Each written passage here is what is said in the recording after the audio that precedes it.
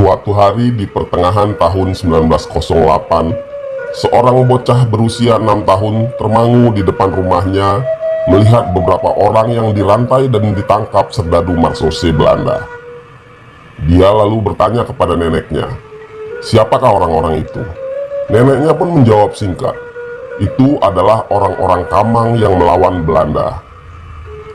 Bocah kecil itu merekam memori saat melihat sekitar selusin serdadu Marsose berjaga di jembatan dekat rumahnya di Bukit Tinggi selama beberapa minggu. Serdadu bersenjata senapan dan bayonet itu menodong dan menggeledah setiap orang yang masuk dan keluar kota.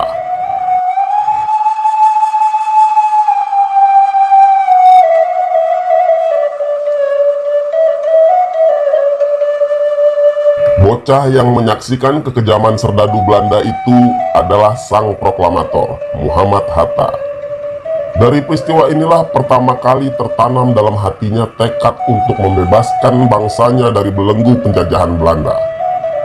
Kisah itu tertulis dalam buku autobiografinya, Memoir Muhammad Hatta. Waktu kutanya kepada pamanku, apa sebab orang-orang yang lewat diperlakukan seperti itu? Ia ceritakan peristiwa pajak, plakat panjang dan perang Kamang, tulis Hatta dalam bukunya tersebut. Tak banyak yang bisa ditangkap oleh Hatta kecil dari apa yang diceritakan pamannya pada saat itu.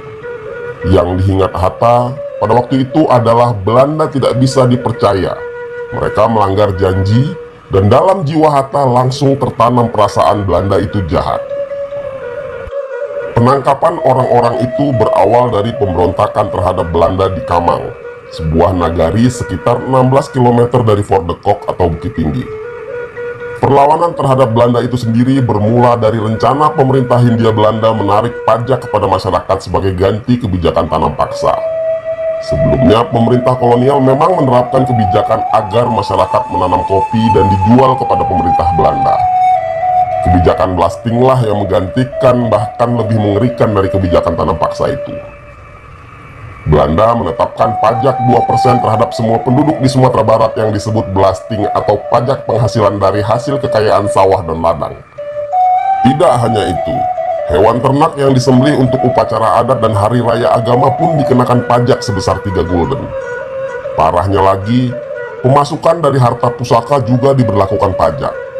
Mama atau paman yang dituakan dalam susunan kekerabatan Minangkabau bertanggung jawab membayar pajak harta pusaka atas kaumnya. Jika pajak tidak dibayar, harta pusaka boleh disita oleh Belanda. Nenek mama dan datuk banyak yang diancam penjara atau diasingkan. Orang Minangkabau jelas merasa bahwa kewajiban membayar pajak langsung itu sebagai pelanggaran berat atas perjanjian Plakat Panjang, yakni perjanjian antara Belanda dan Minangkabau untuk mengakhiri Perang Padri pada tahun 1833.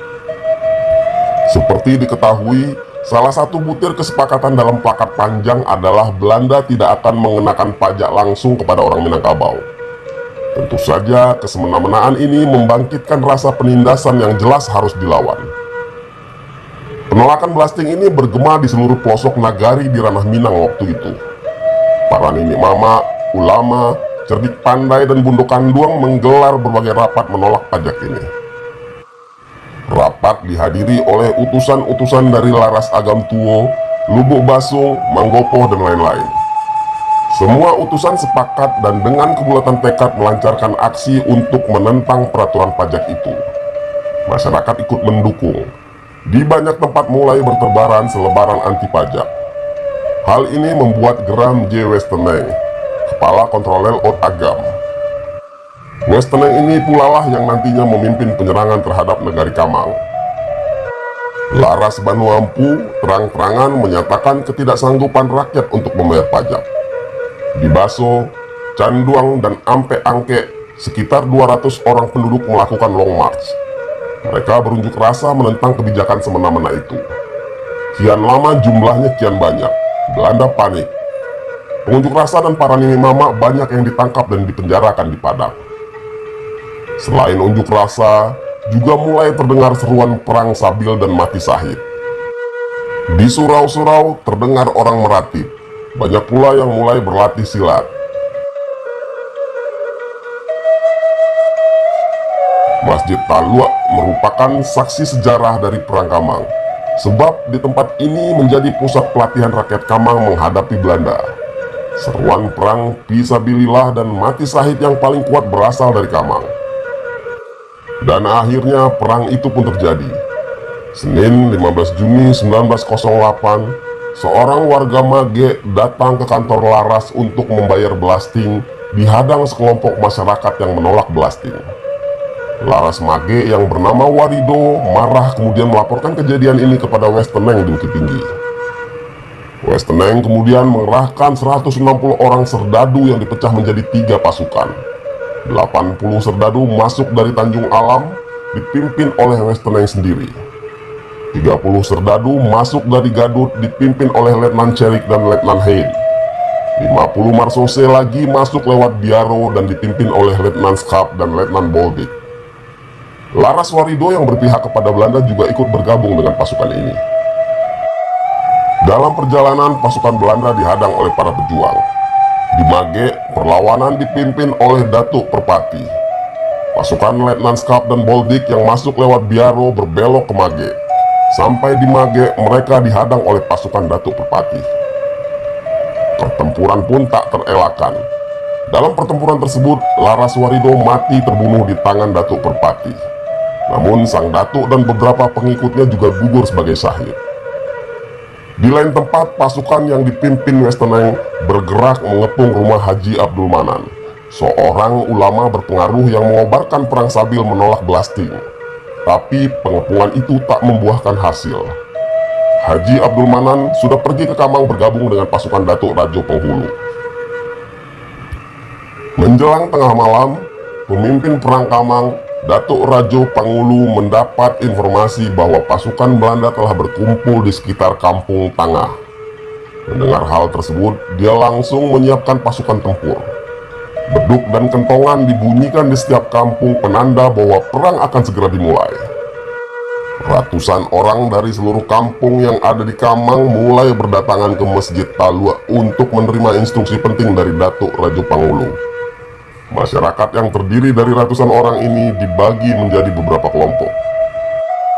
Setelah selesai salat berjamaah, mereka bergerak menuju Kampung Tangah untuk menghadapi pasukan Belanda. Mereka hanya bersenjatakan senjata tradisional seperti pedang, pisau, parang, dan kampak dengan berani menyerbu pasukan Belanda yang memakai senjata modern.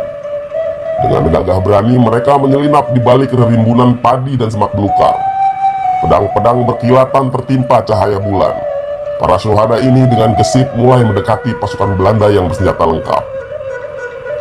Saat penyerangan sedang berlangsung, masyarakat Buki yang dipimpin oleh Haji Abdul Manan datang membantu pasukan Datuk Rajo Pangulu. Serangan tersebut berlangsung sampai sekitar pukul 2 dini hari.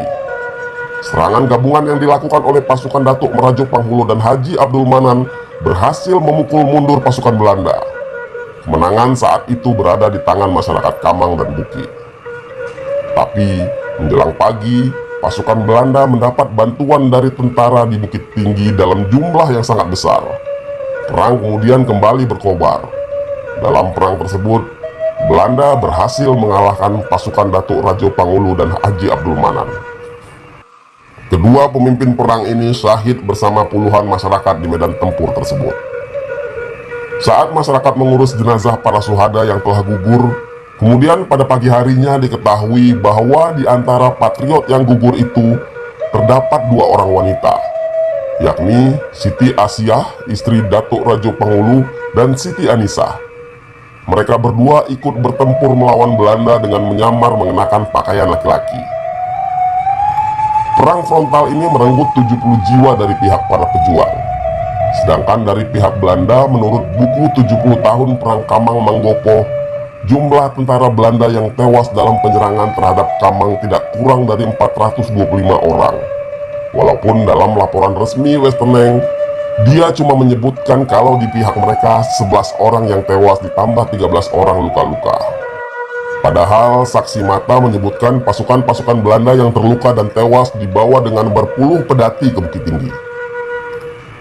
Beberapa pemimpin perang Kamang seperti Garang Datuk Palindih, Kari Mudo, Datuk Siri Marajo, Pandai Kasumin, Haji Amin dan lain-lain ditangkap tentara Belanda. Mereka ditahan di Padang, Magelang, Makassar, dan Batavia. Beberapa orang pemimpin Perang Kamang ini meninggal dalam pembuangan, seperti Datuk Sirima Rajo meninggal di penjara Glodok, Pandai Kasumin meninggal di penjara Makassar, dan Karimudo meninggal di Batavia.